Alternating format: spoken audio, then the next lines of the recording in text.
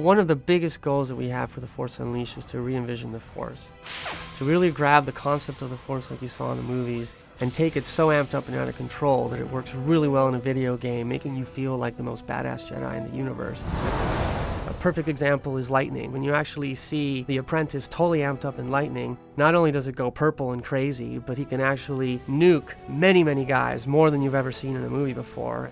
In the same manner, we can use the Force grip, for example. Instead of just gripping an X-Wing like you saw in Dagobah, we really amped up the power to the point where the apprentice can actually pick up many objects at the same time. And then if he wants to, he can actually throw lightning at them. And so now they're all charged up like a cannonball.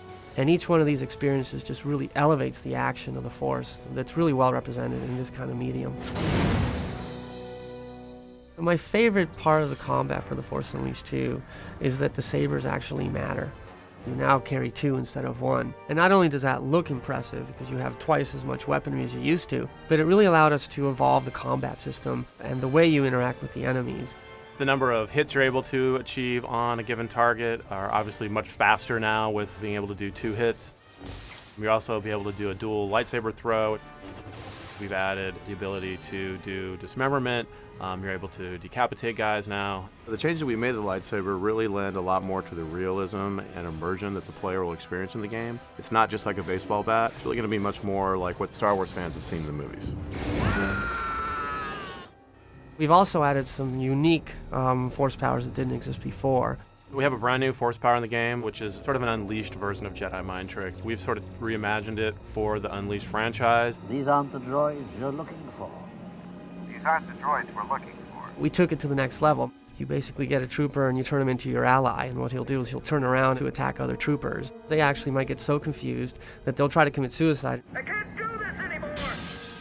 They go so crazy, you can actually have them go into a bunch of other troopers and explode, and they all just fly into the air because it's basically a bomb. So another way that we really expose the amped up, out of control Force powers, the re-envisioning the Force, is with Force Fury. All of your powers go, if they were 10, now they're 100. For example, you can actually grab ATSTs and crush them into a ball and then use lightning against them and turn that into a cannonball that you can throw against other enemies. Or you can use another power we call Force Repulse. When you let it go, it literally disintegrates all the guys and turns them into vapor. With this Force Fury mode, they really give this new definition to what it feels to be unleashed in the game. Another feature that we really worked on to improve the interaction with the world is the combat system from a perspective of targeting.